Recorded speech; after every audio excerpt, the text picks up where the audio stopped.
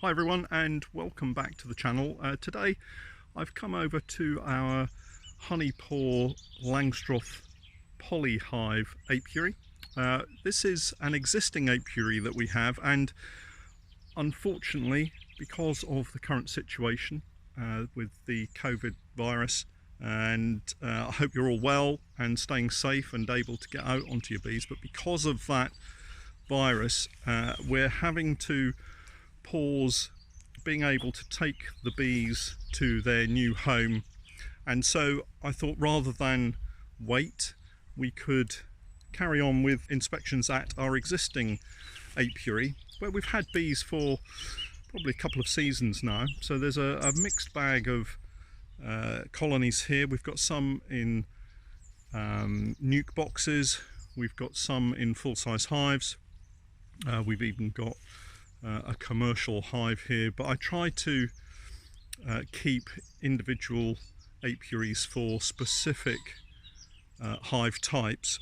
And the reason I run different hive types is really to be able to show everybody on our YouTube channel the different types of hives that are available, that we use, and that you might like to use yourself. My thanks to Honey Paw for sponsoring this series of videos. They've supplied us with some really exceptional equipment that they supply. I'll put links in the description below if you'd like to have a look at them. We've also got several videos that we've already produced that you might like to go back and have a look at, but this is really the first inspection at this apiary. It's a little bit overdue because we've been moving bees to oilseed rape. Haven't taken any from this apiary. So I'm just going to carry out a few inspections, and we'll show you on camera some of those, and anything of interest. I'll carry out a spring clean on one colony. Spring cleaning is something that I do every year with all of my colonies. I remove the old hive off its stand and I replace the floor, the brood body and the crime board with clean equipment. And the reason for doing that is to try to remove as much existing disease and pests that might be held within the old equipment. That's then taken away and cleaned and ready to be reused. We'll have a look, see what we've got. I've not opened any of the colonies yet, but I'll carry out a spring clean and show you how that works specifically. It's pretty straightforward, but for those of you that are new to beekeeping, it might be interesting for you to see. And if I find anything else of interest, I'm sure there will be, I'll get the camera set up and we'll show you that on camera as well. Unfortunately, because of the self-isolating and social distancing rules, I'm here on my own doing the video on my mobile phone, so apologies for any sound or image issues that we might get. As you can probably tell, it's a scorching morning. It's late morning, it's April the 10th, so we're fast moving into our new season. Lots of oilseed rape. You can probably see behind me, if I just turn, that we've got hawthorn in flower. There's down in the field opposite, we've got wild cherry, and the bees here are in a disused pear orchard. And so although they're overgrown with brambles, there are quite a lot of pear trees that are in flower trying to do their thing. And our aim really is to try and clear out some of these trees so that we can get more hives here.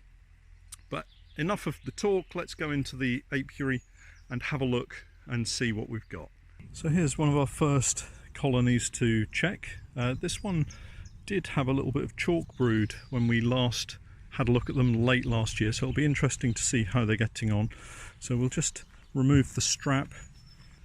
So this is all a little bit cumbersome. I normally have the camera on the tripod so we can work out how best to do the filming, but today I'm on the mobile phone, so we'll see how we get on.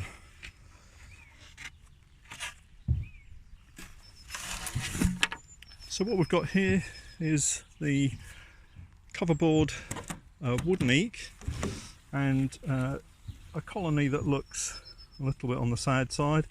I have to say. Not many bees in here, so we could be in for a disappointment with this one. So they've had, over winter, they've had fondant and pollen substitute. So we'll just see if we can take this off.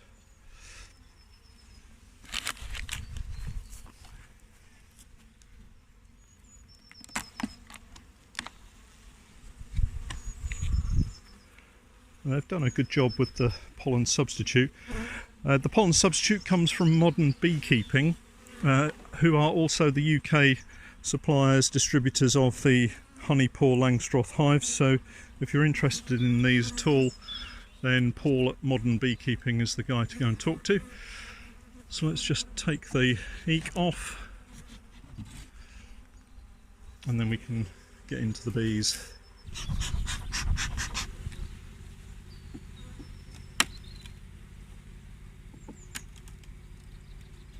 So all I'm really interested in is getting into the centre of the brood nest and just seeing what's happening there. So we'll just quickly take out one of these frames, and rather than looking at each individual frame, I'll go through straight into the middle of the brood area, and hopefully we'll see that we've got at least a small clump of bees in here. I think it's really important that you get to see when things aren't going so well. It's easy enough to post photos and videos of massive colonies producing masses of honey, but when things go wrong, that's really when a lot of people want to see what's happening. So we've got a small patch of brood here. Just looking for eggs. I can't see any eggs in there.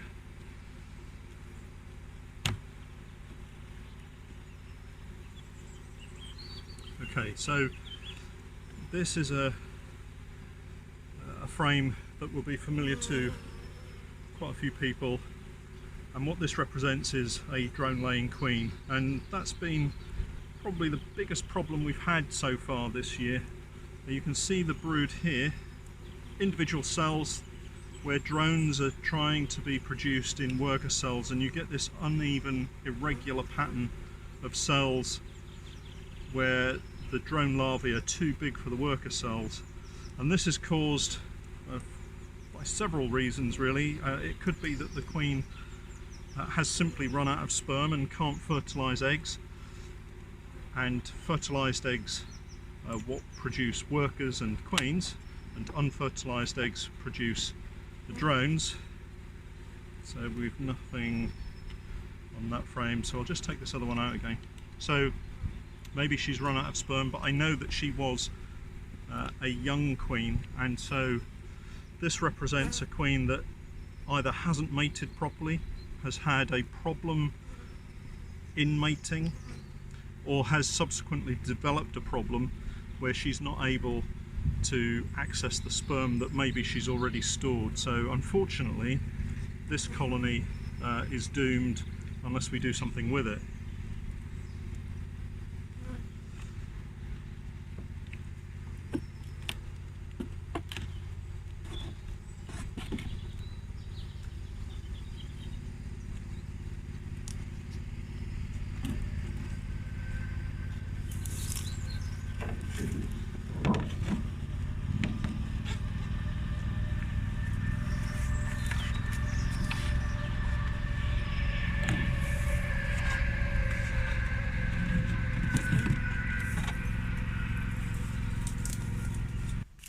So this is the next colony that we're going to take a look at.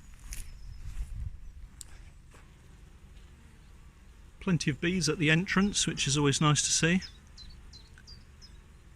It's always worth taking a look at the entrance just to see if anything is going on. Maybe they're bringing in lots of pollen, maybe you'll see chalk brood that's been dragged out of the colony and left on the landing area. But these bees just look fairly normal, fairly busy, which is always good to see. So let's pop the roof off and see how these girls are getting on.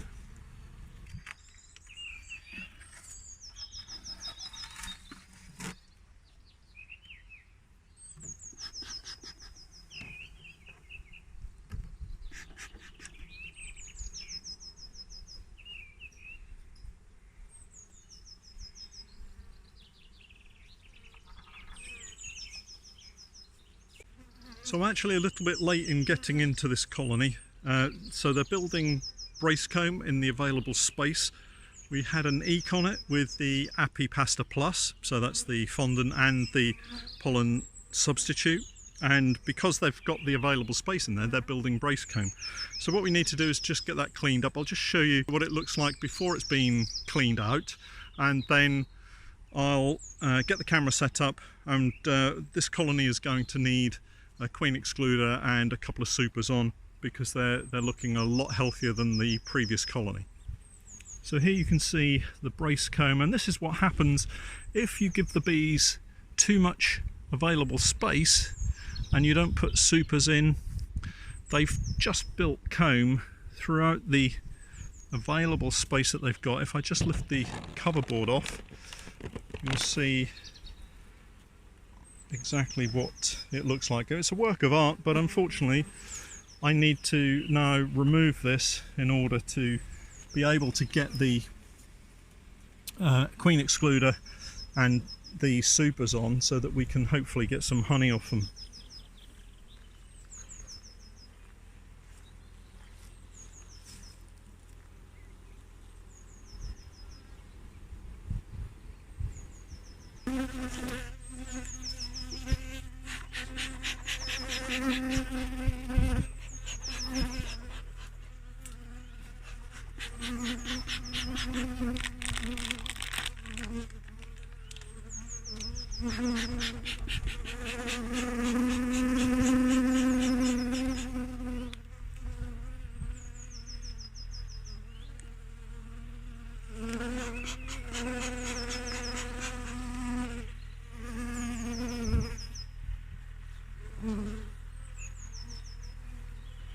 And at each stage of removing this, I'm actually looking in all of the packets just to make sure that the queen isn't in there. So far so good.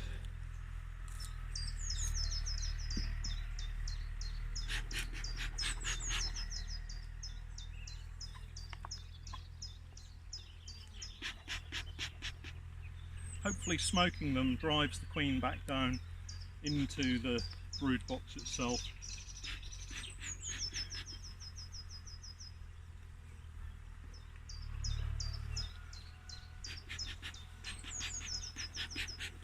So now unfortunately this is the destructive bit. I need to just remove all of this. So we'll give it a smoke to make sure we get off as many bees as possible, because we don't want to be killing bees unnecessarily. So as soon as one area is completely clear, I go in with my hive tool and just scrape it off completely. It gives me an opportunity to clean the top bars as well.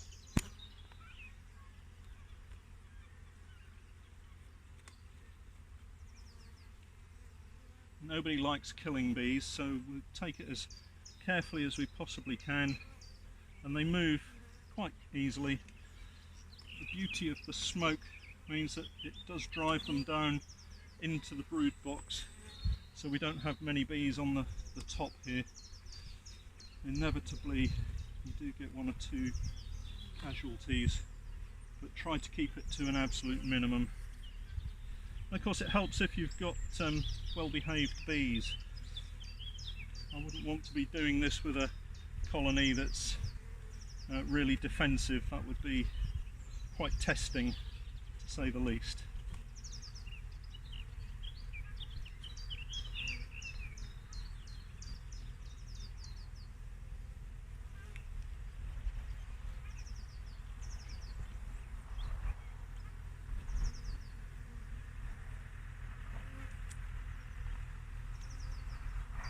Okay, so now we just need to get washed and then we can carry out our inspection.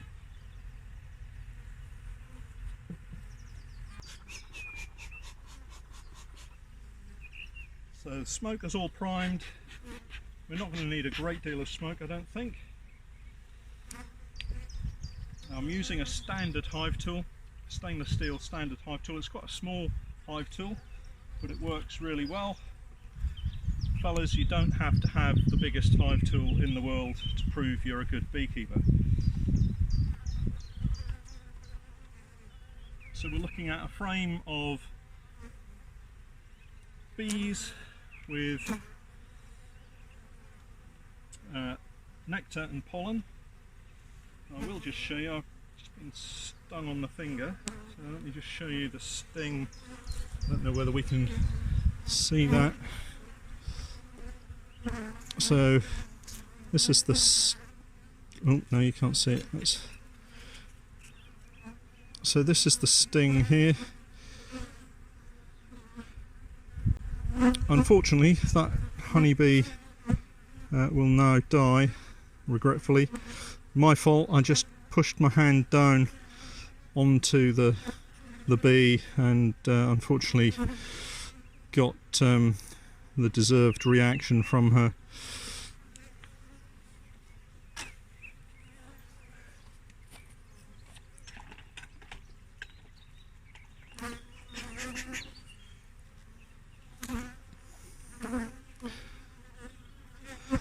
One thing I do find quite useful is to just go to the wash bucket and wash the area that you've had the sting in.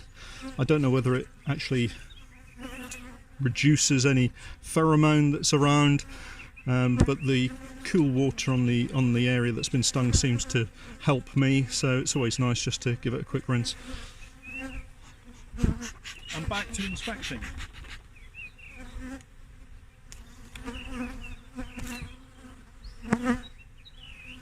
Frame of brood looks really healthy.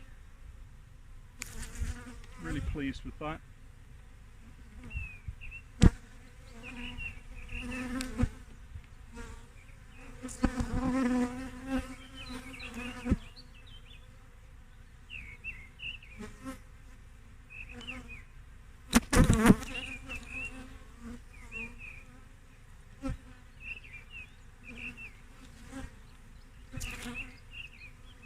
So these are Langstroth hives, and the frame size, as you can see, is quite a lot larger than a national frame. And the benefit that that gives me is that it allows me to have a larger brood nest area if the colony has that kind of trait. It allows for quite a lot of food stores to be placed around the brood area, which also helps during the winter. So down the bottom here there's just a queen cup. Let's see if I can show that to the camera.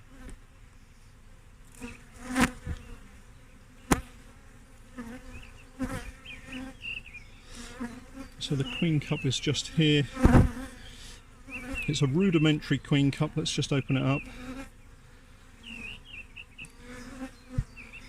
So there's no egg in it, so that to me is not yet classed as a queen cell.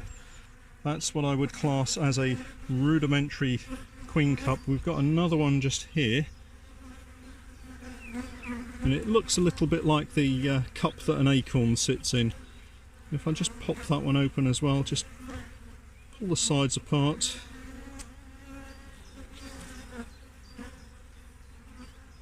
And hopefully you can see that there's no egg in there either.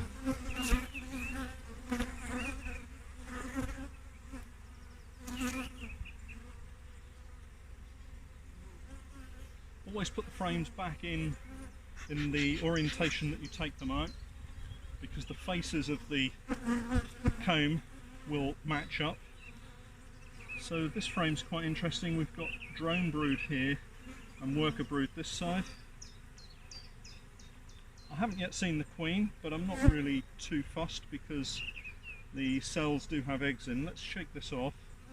So to shake bees off, if you wanted to perform a disease check on a frame, you simply just tap the frame down using the fleshy part of your thumb to knock the bees off.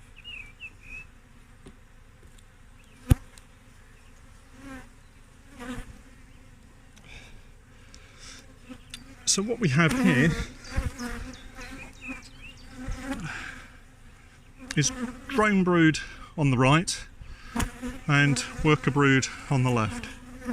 You can see that the worker brood is relatively flat, whereas the drone brood has this dome shape to it. Now if this was a drone laying queen, you wouldn't have this area of worker brood in a patch here. It would be intermittently pocked with drone brood, and then you'd get this shape of drone brood throughout the colony.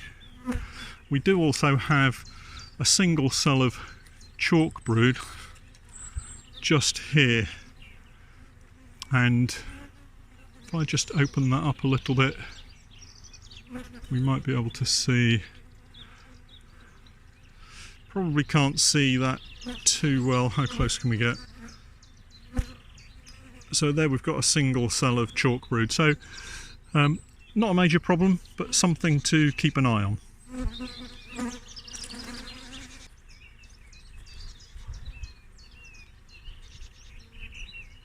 So back in the way that we took it out. A little bit of smoke just to move the bees around. And we can look at the next frame.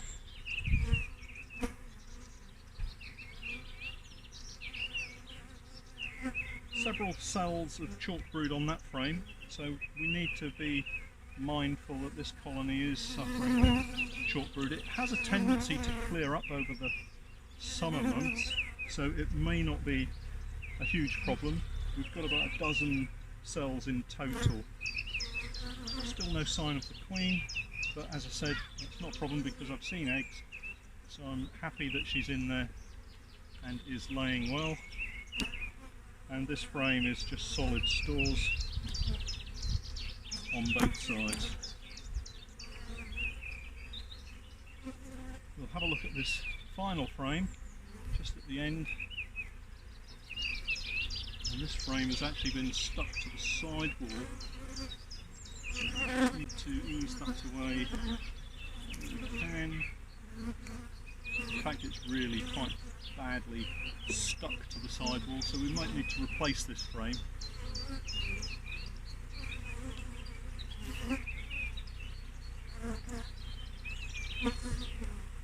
Okay, so this frame, as you can see, is quite battered. Let's just shake the bees off, shake into the brood box.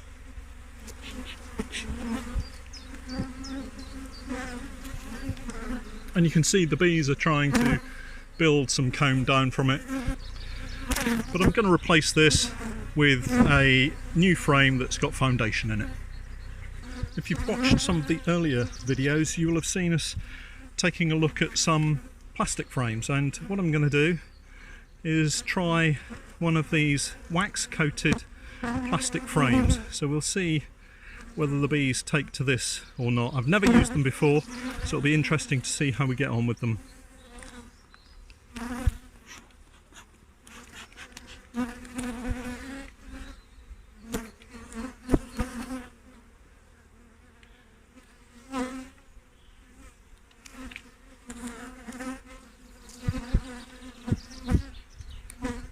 So I'm placing this frame between the frame that's full of food and the next frame in, and the reason for doing that is that there's a certain amount of uneven pattern to the outside face of that comb, whereas in here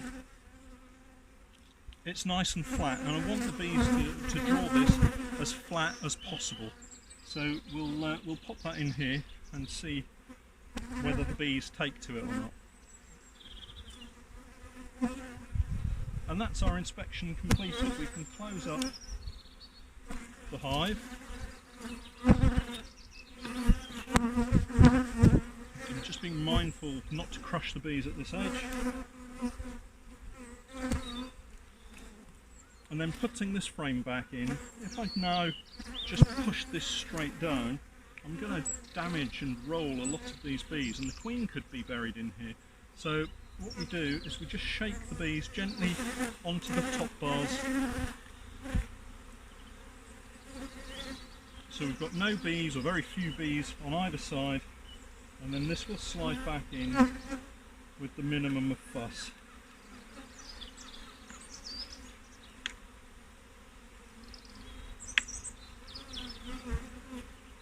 And that's our inspection complete. So now we need to put a queen excluder on and a couple of supers.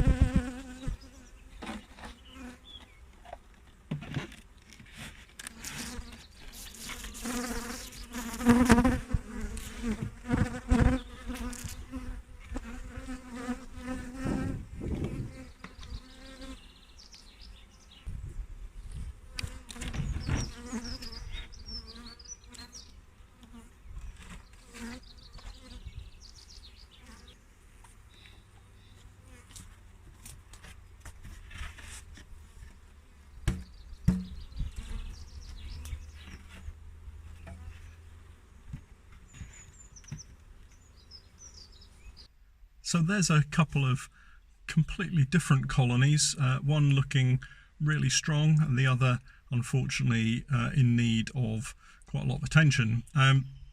That's beekeeping, unfortunately.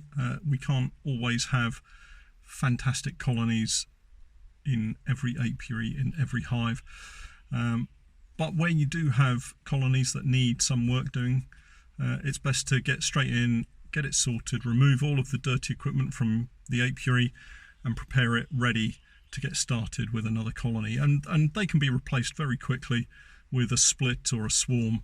So once you've got the equipment, it's okay to rebuild quite quickly. It doesn't take very long at all. I'm going to save the spring clean video for next time. I need to crack on with some more inspections and get through these colonies as quickly as I can. So we'll save that video for next time. If you've got any questions about the video, then pop over to my website, which is www.norfolk-honey.co.uk. I'll leave a link in the description below, and drop me a message via my contacts page, or you can contact me via my Patreon page, which I'll also leave a link down in the description so that you can make contact via there.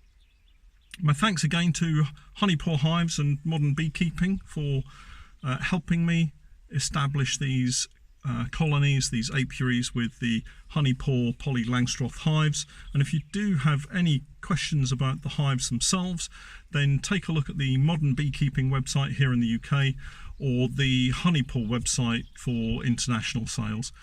I'll put links to both of those websites in the description as usual, and we'll catch up next time when hopefully we'll have a spring clean to show you.